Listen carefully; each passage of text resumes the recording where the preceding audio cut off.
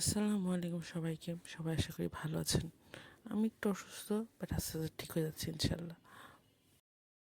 একজন রোগী কীভাবে বুঝবে সে স্ট্রোক করেছে?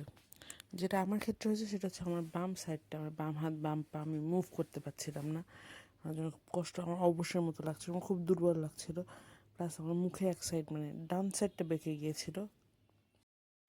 আর যদি আপনার মনে হয় আপনার সামনে কেউ স্ট্রোক করেছে কিনা এটা আপনার কনফার্ম হওয়া দরকার, তাকে হাসতে বলবেন। সাধারণত স্ট্রোক করার রোগী যেহেতু একপাশে বেঁকে যায় মুখ, ঠিকভাবে হাসতে পারে না।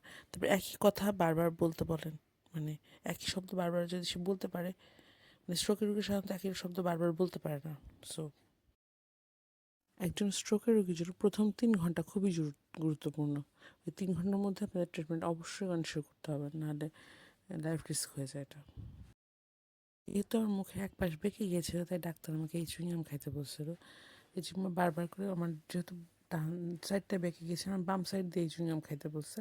এটা sugar free chewing gum. So everybody can. আমি প্রতিদিন সকালে উঠে ঘোড়ার মতো এরকম করে চাবাইতে থাকতাম সারাদিন। আমার মোটামুটি 6-7 প্যাকেট শেষ করার পর মুখটা সোজা হয়েছে, আলহামদুলিল্লাহ।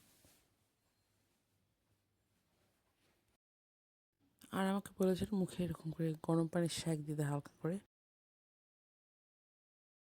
রোগ পরবর্তী অন্তত প্রথম 2 সপ্তাহ একজন ফিজিক্যাল থেরাপিস্টের কাছে, মানে যে আপনার হাত পা যে স্টাক হয়ে আছে ওইটা ঠিক করবে, অবশ্যই একজন গ্র্যাজুয়েট থেরাপিস্টের কাছে আন্ডারে থাকা খুব জরুরি। নাহলে পরে মাসেল শক্ত হয়ে গেলে তখন সেটা মুভ করানো অনেক কষ্ট হয়ে যায়, আর তখন হাঁটা চলাটা অনেক কষ্ট হয়ে যায়। সো আজকে এই পর্যন্ত, পরবর্তী নিশ্চয়ই আবার দেখা হবে, তখন আরও আমার জার্নি নিয়ে বলবো। আজকে এই পর্যন্ত। আল্লাহ হাফেজ। সবাই আমার জন্য দোয়া করবেন, ভালো থাকবেন। আল্লাহ হাফেজ।